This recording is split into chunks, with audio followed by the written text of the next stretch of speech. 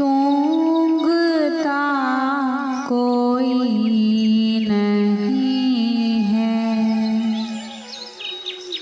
सूंघता कोई नहीं है। फूल मुरझाने के बाद कौन करता है, हो कौन करता है याद मर जाने के बाद सूंघता कोई नहीं है। फूल मुरझाने के बाद जाग कर इस जिंदगी में तू प्रभु की याद कर,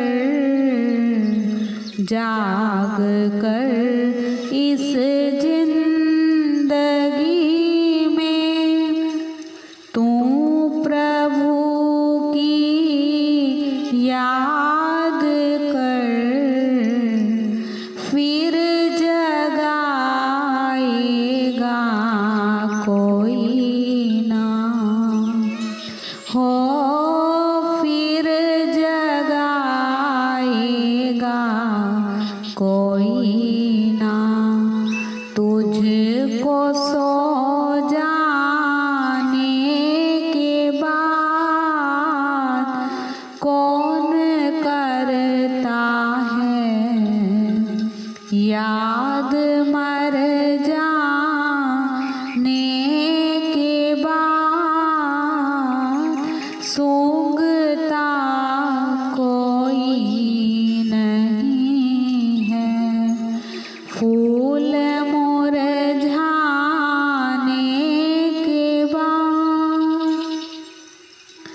लाख कोशिश से मिला था तुझको ये मानुष्य जन्म, लाख कोशिश से मिला था तुझको ये मानुष्य जन्म, खो दिया तूने ये सब कुछ, हो खो दिया तूने ये होश, विषयों में गिर जाने के बाद कौन करता है,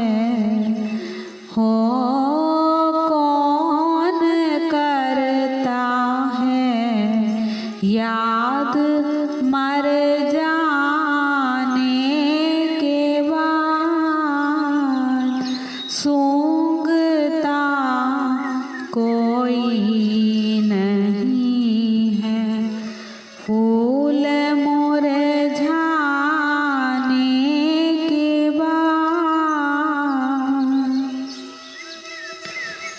एक बार एक संत के पास एक शिष्य रोज रोज आता जाता रहता था। एक दिन वह संत जी से कहने लगा कि मुझे आनंद प्राप्त नहीं हो रहा। वह शिष्य संत जी से प्रार्थना करने लगा कि क्या करूं, मुझे आनंद आ नहीं रहा। संत जी कहने लगे कि फिर तू यहाँ रोज रोज क्या करने आता है? अगर तू मेरी शिक्षाओं पर ध्यान ही नहीं देता तो यहाँ आने से क्या लाभ? और तुझे समझ ही नहीं आता तो आनंद कैसे आएगा? महापुरुष कई बार ज्ञान देना चाहते हैं, लेकिन वह हमारी समझ में नहीं आता। एक दिन किसी समय संत मौज में बैठे थे, तो उसी शिष्य से कहने लगे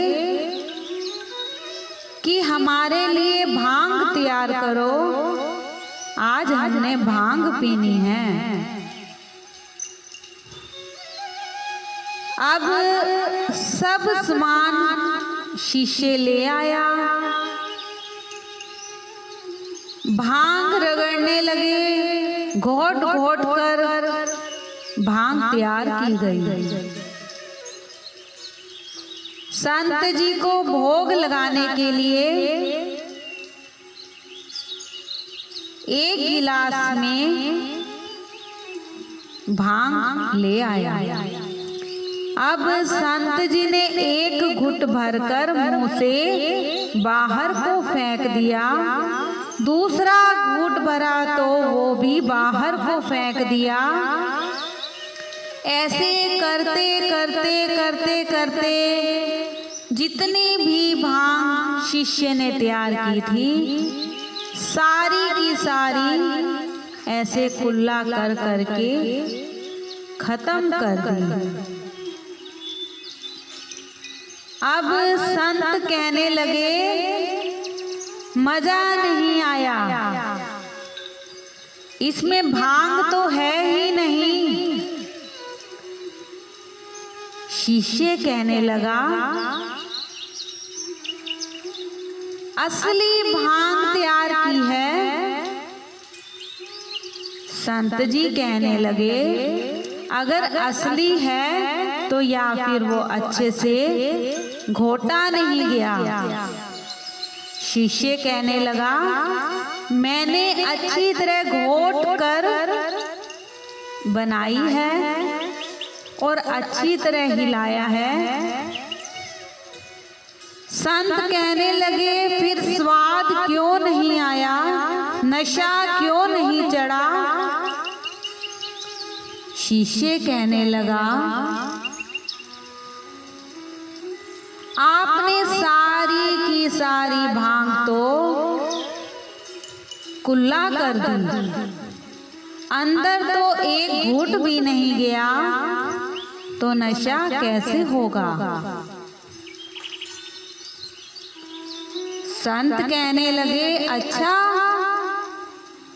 ये तेरे सवालों का जवाब है। तू कहता है कि मुझे आनंद नहीं आता, मुझे आनंद नहीं आता, तो यही तेरे सवालों का जवाब है कि भक्ति का रस जब तुम अंदर ही नहीं ले जाओगे, एक कान से सुनोगे, दूसरे कान से निकाल दोगे,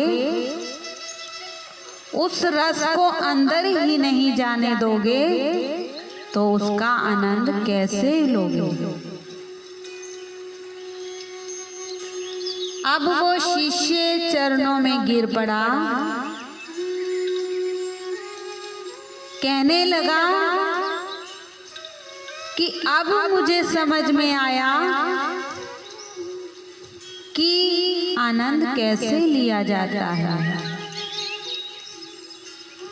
जीवन में 2 रोटी का ही तो सवाल है। सारा दिन सुबह से शाम तक घूमना पड़ता है, कभी दुकान पर, कभी काम पर, कभी इधर कभी उधर, सारा दिन घूमना पड़ता है, जबकि खानी तो 2 रोटी ही है। इसलिए हमें पूरी लगन के साथ, पूरे ध्यान के साथ सिमरन पे बैठना है। हमें महाप्रभु ने कितना कुछ दिया, अगर हम किसी को कहें कि आँख बना दो या कान बना दो, कोई भी नहीं बना पाएगा। जो उस मालिक ने हमें सजा सवार के तैयार करके भेजा है। हमें उस प्रभु ने कितना ही सुंदर शरीर दिया, हमें उस प्रभु का शुक्रिया करना है।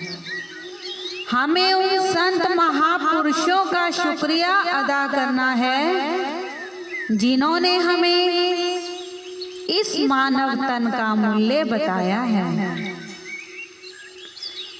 जब भी ध्यान में बैठना है तो बड़ी लगन एवं निष्ठा के साथ बैठना है।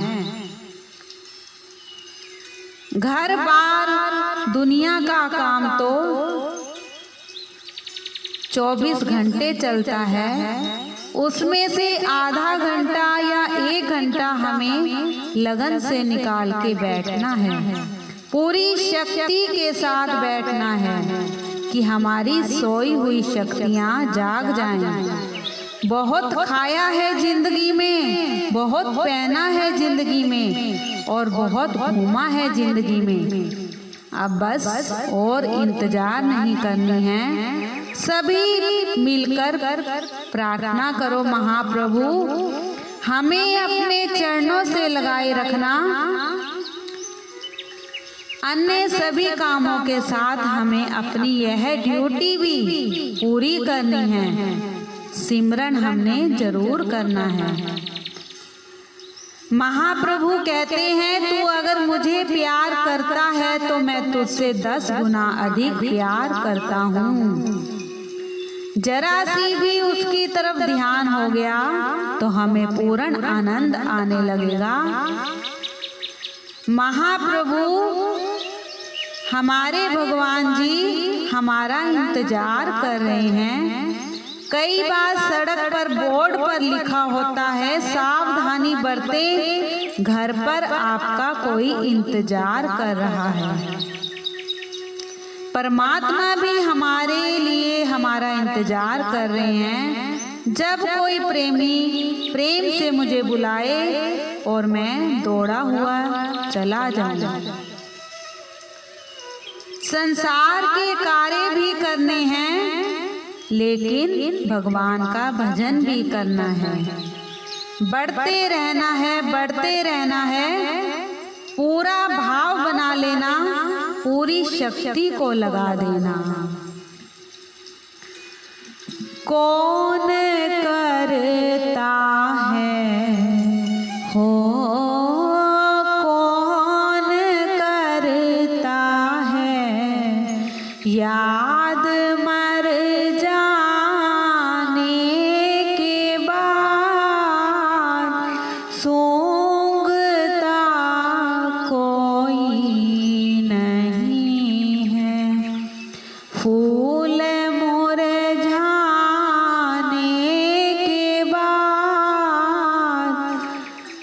जब किसी प्रेमी की नजरों में समा जाए प्रभु, जब किसी प्रेमी की नजरों में समा जाए प्रभु, क्या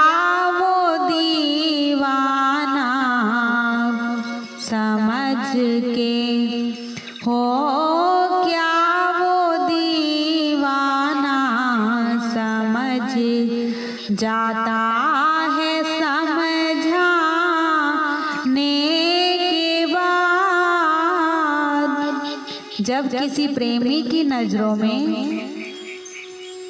भगवान समा जाए, हर ओर और उनकी तरफ नजर जाए, जहां देखे वो ही नजर आए, तो अगर उस दीवाने को समझाएं भी कि ये तू क्या कर रहा है, तू दुनिया में रहता है, दुनिया में बन के रह, ऐसा तेरा गुजारा नहीं होगा कि तू भगवान के इतने लीलाओं में मस्त हो गया है कि तुझे दीन दुनी की भी खबर नहीं। लेकिन वो दीवाना नहीं समझ पाता।